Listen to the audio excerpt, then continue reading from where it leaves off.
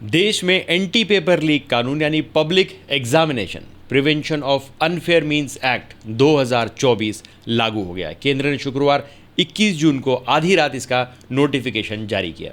यह कानून भर्ती परीक्षाओं में नकल और अन्य गड़बड़ियों को रोकने के लिए लाया गया है। इस कानून के तहत पेपर लीक करने या आंसर शीट के साथ छेड़छाड़ करने पर कम से कम 3 साल की जेल की सज़ा होगी। इसमें 10 लाख तक जुर्माने के साथ इसको 5 साल तक बढ़ाया जा सकता है। परीक्षा संचालन के लिए नियुक्त सर्विस प्रोवाइडर अगर दोषी होता है तो उस पर 1 करोड़ तक का जुर्माना होगा। सर्विस प्रोवाइडर अवैध गतिविधियों में शामिल है तो उसे परीक्षा की लागत भी वसूली जाएगी। नीट और यूजीसी नेट जैसी परीक्षाओं में गड़बड़ियों के बीच यह कानून लाने का फैसला एक बड़ा कदम माना जा रहा है। इस कानून से पहले केंद्र सरकार और जांच एजेंसियों के पास परीक्षाओं में गड़बड़ियों से जुड़े अपराधों से निपटने के लिए अलग से कोई ठोस कानून नहीं था। Public examination prevention of unfair means act इसी साल 6 फरवरी को लोकसभा और 9 फरवरी को राज्यसभा में पारित हुआ था। राष्ट्रपति द्रौपदी मुर्मू ने 12 फरवरी को बिल को मंजूरी देकर इसे कानून में बदल दिया। इस कानून से संघ लोक सेवा आयोग, यूपीएससी, कर्मचारी चयन आयोग, एसएससी, रेलवे भर्ती बोर्ड, आरआरबी, बैंकिंग कर्मचारी चयन संस्थान, आईबीपीएस और नेशनल टेस्टिंग एजेंसी एनटीए की परीक्षाएं भी शामिल होंगी।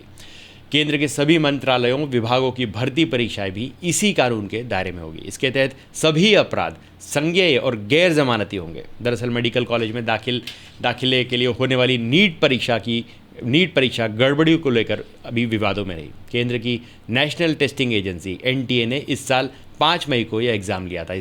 इसमें लगभग 24 लाख स्टूडेंट शामिल हुए थे।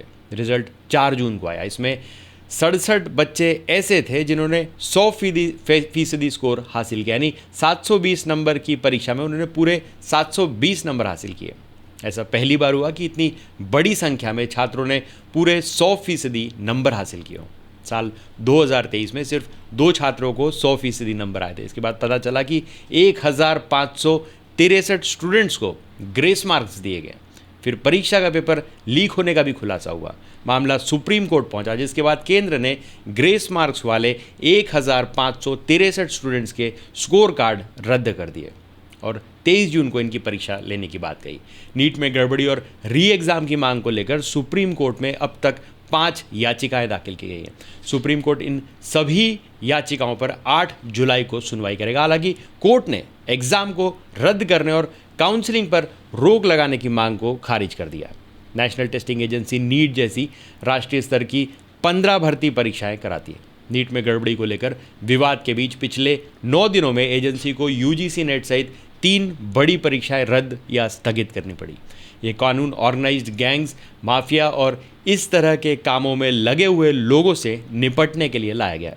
साथ ही अगर सरकारी अधिकारी भी इसमें शामिल पाए जाते हैं तो उनको भी अपराधी माना जाएगा। ऐसे में किसी ऐसे व्यक्ति को जिसे पब्लिक एग्ज़ाम या उससे जुड़ा काम नहीं दिया गया है, उसे एग्ज़ाम सेंटर में एंट्री नहीं दी जाएगी। एंट्री पेपर लीक कानून के तहत अगर किसी गड़बड़ी में एग्ज़ाम सेंटर की भूमिका पाई जाती है तो उस सेंटर को 4 साल तक के लिए सस्पेंड भी किया जा सकता है। यानी उस सेंटर को अगले 4 साल तक कोई भी सरकारी एग्ज़ाम कराने का अधिकार नहीं होगा। किसी संस्थान की संपत्ति कुर्क करने और जब्त करने का भी प्रावधान है और उससे परीक्षा की लागत भी वसूली जाएगी। कानून के तहत कोई भी अधिकारी जो डीएसपी या एसीपी पद के नीचे न हो, परीक्षा में गड़बड़ी के मामलों में जांच कर सकता है। केंद्र सरकार के पास किसी भी मामले की जांच केंद्रीय एजेंसी को सौंपने की शक्ति है। तो आज के लिए बस इतना ही। तब तक के लिए हंसते रहें, मुस्कुराते रहें, स्वस्थ रहें, व्यस्त रहें और मस्त रहें। और जी हाँ, चैनल को भी ज़रूर सब्सक्राइब करें। धन्यवाद।